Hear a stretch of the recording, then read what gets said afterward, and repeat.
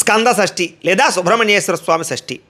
ఆ రోజున ప్రతి ఒక్కరూ ఇంట్లో ఖచ్చితంగా శ్రీ సుబ్రహ్మణ్యేశ్వర స్వామి వారిని పూజిస్తారు. ఎందుచేత జాతకంలో ఉండే కుజదోషాలు కానీ, సర్పదోషాలు కానీ, పితృశాపాలు కానీ, కాలసర్పదోషాలు కానీ అనేక రకాల దోషాలన్నీ తొలుగుతాయి అని.